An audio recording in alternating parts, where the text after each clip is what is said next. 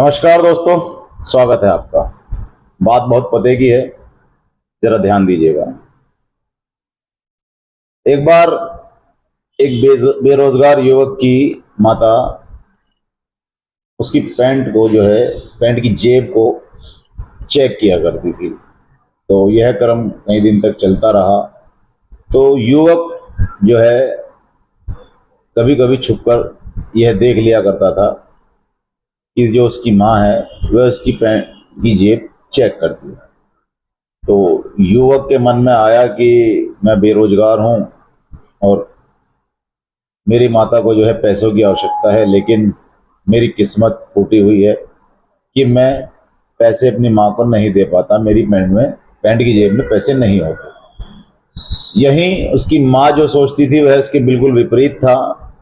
उसकी माँ जो है वो सोचती थी कि बेटे की जेब में, बेटा बेरोजगार है, बेटा कहीं कोई गलत कदम ना उठा ले, कोई सल्फाज वगैरह या कोई ऐसी चीज ना खा ले। तो उस चीज को चेक करने के लिए माँ जो है बेटे की जेब चेक किया करती थी।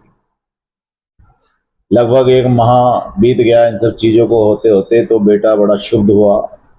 तो बेटे को लगा कि भाई अब मैं शायद कुछ ना कर पाऊं। तो एक दिन वह सल्फाज की गोलियां ले आया और जैसे ही वह सल्फाज की गोलियां खाने जा रहा था, तुरंत उसकी माँ को एहसास हुआ कि आज कुछ छूट गया।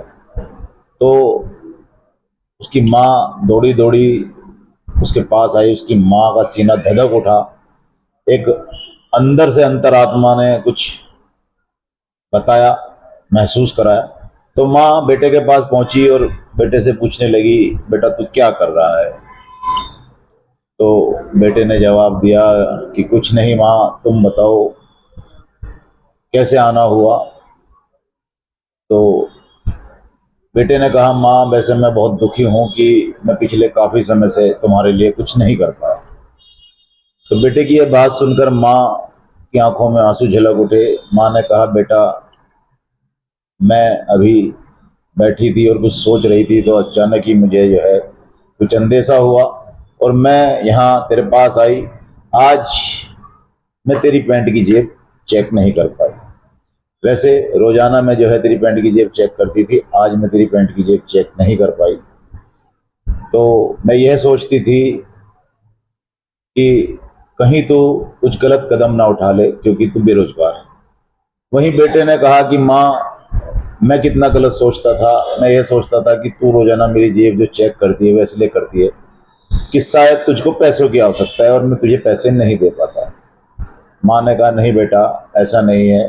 मेरी सोच केवल इतनी थी कि बेरोजगारी के कारण, बेरोजगारी से परेशान होकर तू कहीं कोई गलत कदम ना उठा ले। और बेटा कभी तूने अगर ऐसा कुछ गलत कदम उठाया या कुछ किया तो समझ लेना उस दिन मैं भी इस दुनिया को छोड़कर चली जाऊंगी। बेटा फपक फपक के रोने लगा और बेटे ने कहा, माँ जो तू मेरी जेब में ढूंढ रही है आज वह मेरे हाथ में है। हाँ, आज मेरा सब्र का बांध टूट गया था और आज मैं जो है इन गोलियों को अपने मुंह में रखने जा रहा था।